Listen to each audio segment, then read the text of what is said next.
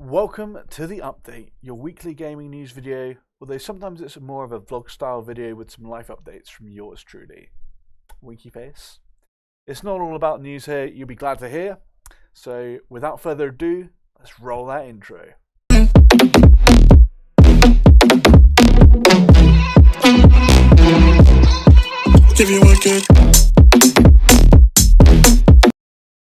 So, welcome on back, you lovely YouTube watching people. As you can see, something bad happened this week. Something pretty bad. Final Fantasy XIV brought a new error into the fray. Something to do with DirectX. And there are basically no fixes as far as I've seen, which sucks. So basically, I just had to stop playing Final Fantasy. Like, there was no way for me to play it. It just kept crashing on the menu screen. There was like nothing I can do. And basically, after losing a lot of Dota games, I thought I'd branch out and play something different. I'm kind of sick of losing in Dota, and it's disgusting. Like the amount of time that goes into it. Like I play other games for so much less time, and still get a very nice kind of feeling of relaxation after playing it. So after playing Hollow Knight for about an hour, I really enjoyed playing it and something different to do it for once.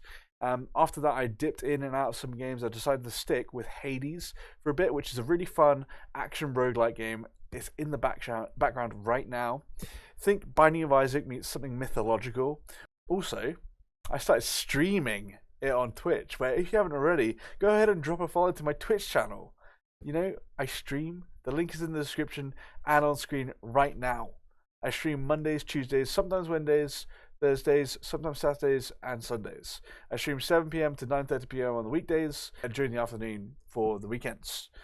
I love streaming and I hope to see you there sometime, even if it's only for like 5 minutes. That's 5 minutes of shared gaming instead of it being completely solo, and it gives me the opportunity to chat with you guys or get to find out a little bit more about the update community, and obviously all the other communities that I'm a part of online, that have come together here in this space, and we can chat a bit, while I game on like when we probably wouldn't be talking, Anyways, time to get on to some news. First up, we've got 12 most anticipated board games of 2022. Something kind of different for this channel. Normally we cover video games news, but as a fan of Catan and Risk and other board games, I thought I'd cover this news story because it shouted out to me. Events have conspired to teach us all about the fragility of global supply chains over the last year, and board games in particular have been hit extremely hard. Shipping delays and container shortages mean that some of the last year's best new board games have yet to even land on Western shores. The good news is that early indications show a bumper crop of excellent new games coming out this year. Here are the 12 games we're most excited about in 2022, plus one to keep an eye on in 2023. A word of caution, however, about how new board game releases tend to roll out these days. The majority of these games will eventually end up on the shelves of your local hobby store or at big box retailers like Amazon and Target, but most of these titles are products of crowdfunding campaigns. That means the lion's share of the initial inventory has already been spoken for by backers who pre-ordered their copies literally years ago. Years ago? How long does it take to make a board game? What? Nuts, literally years ago. You can place a pre-order now for most of them, but you likely won't see your copy arrive until much later than everyone else's. We provide links to where pre-orders are still available, but you'll need to check with the publishers about the delivery timeline. So number 12, the Elder Scrolls V Skyrim, the adventure game. Yes, we're getting a board game for Skyrim now, and oh my goodness, they won't make Elder Scrolls 6, they're just busy making Elder Scrolls V Skyrim, the board game. Apparently, it's actually a prequel, one that helps to tell the story of the Great Northern Land before the coming of the Dovahkiin. It's also playable as a solo experience, a style of board game that has taken off in recent years. I think there's every opportunity. That's weird. How can a board game be a solo experience? That's bizarre. I've never played a board game by myself. Oh, it's a tabletop version of the classic role-playing video game. Yeah, okay. So basically, it sounds cool. Don't know anything about the game. And then number 11 is Endless Winter, Pale Americans. It's another prequel story of sorts. Nomadic peoples who are thought to have traveled here from Siberia more than 12,000 years ago, but it's not a subject matter that as critics and fans are excited. Instead, it's the mechanics. When we talk about modern board games, there are lots of different categories. Deck building games, which require players to create a personal stack of cards that fuels their actions at the table, are extremely popular right now. So too are worker placement games like Pandemic, which require players to juggle lots of vital tasks with limited resources. Finally, there are area control games like Risk or Axis Allies, classic, love Risk, that require players to strategically place their dudes on a map to win the day. According to Fantasia's Games Kickstarter campaign, Endless Winter weaves together all three game mechanics into a cohesive whole. It's not the first game to try and pull that off, nor will it be the last, but it has potential. Its potential as fans of heavier board games are very excited. Yeah, it sounds pretty good. Number 10 is Iss Vanguard. Another game fan success story is Iss Vanguard by Awakened Realms. This high concept science fiction game raised nearly $5 million last year.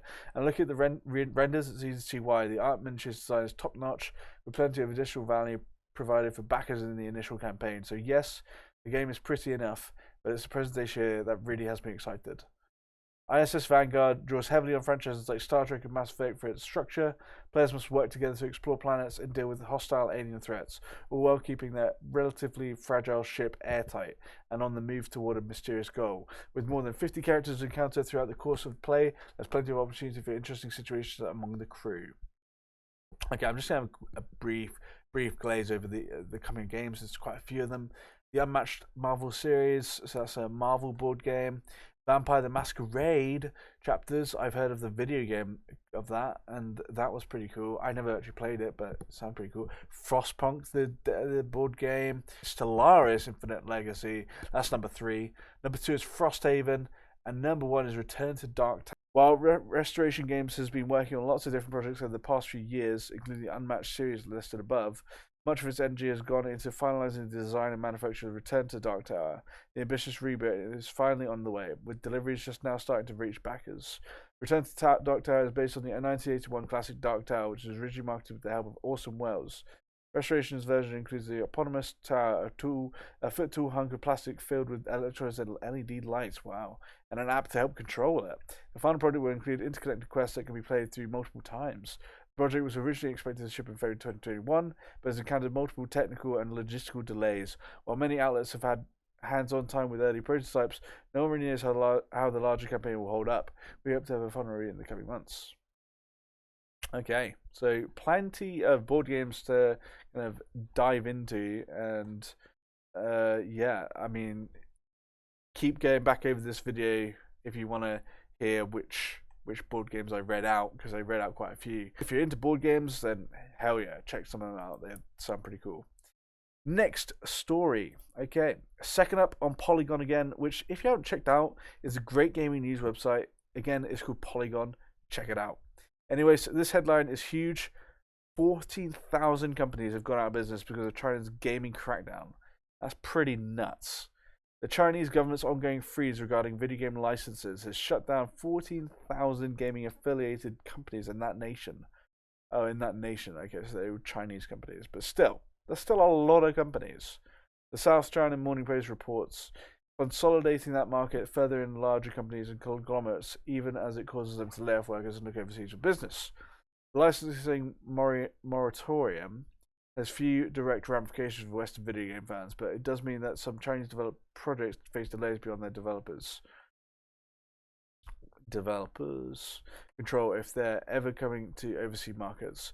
One such example, as Polygon mentioned last week, is Pythia Games' Super Buckyball Tournament, which just wrapped up another beta test. Pythia hopes to launch its futuristic sports title by March, but Chinese regulators haven't approved any new video games since the end of July. The 14,000 games companies affected have all deregistered since then, according to the state-run financial publication Securities Daily. This has been the longest shutdown of new gaming licensing since a 9-month stretch in 2018, which followed a regulatory overhaul in the late summer of 2021. Beijing also announced very tight restrictions on the time that minor children spend gaming, reflecting a national anxiety over games' effect on culture and their youth.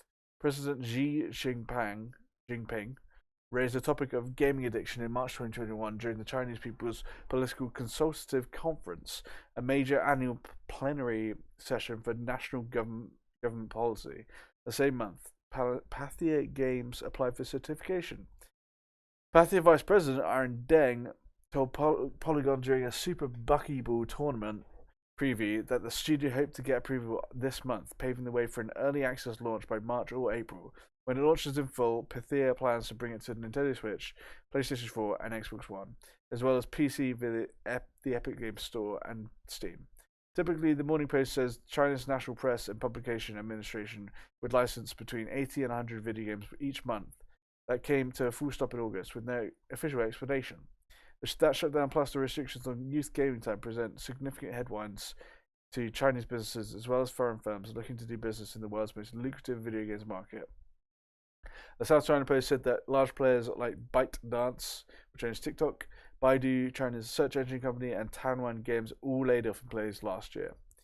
Even larger companies like NetEase and Tencent Holdings have shifted resources to overseas markets, the Morning Post reported. NetEase in October acquired Grasshopper manufacturer, the studio led by Goichi Suda51 Suda.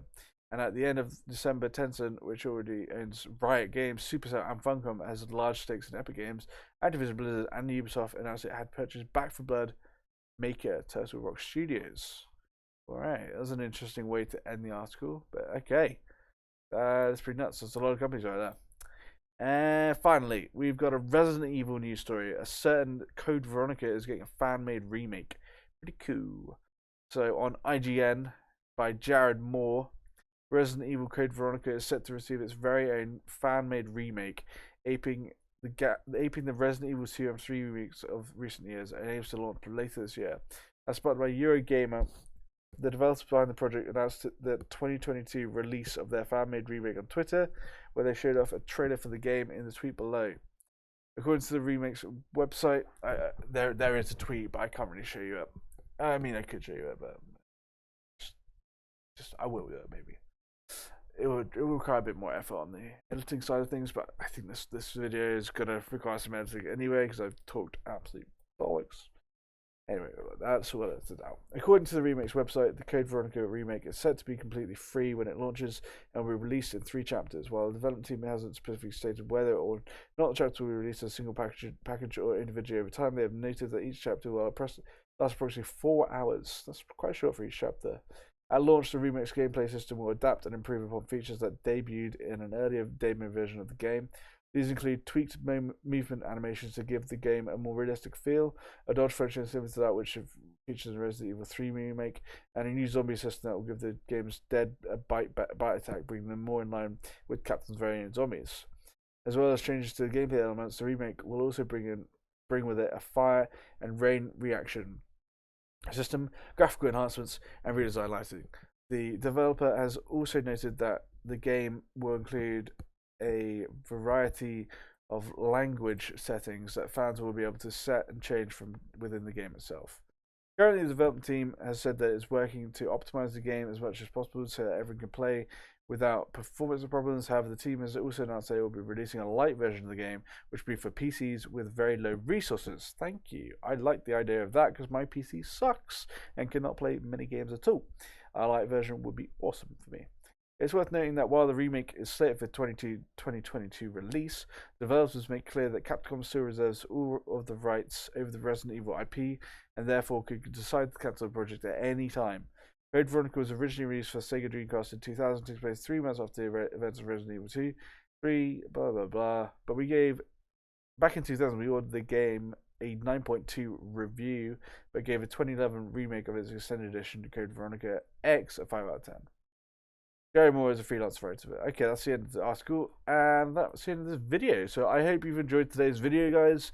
Tell me out. Make sure to leave a like, subscribe, and comment. I'll see you guys in the next video. Peace.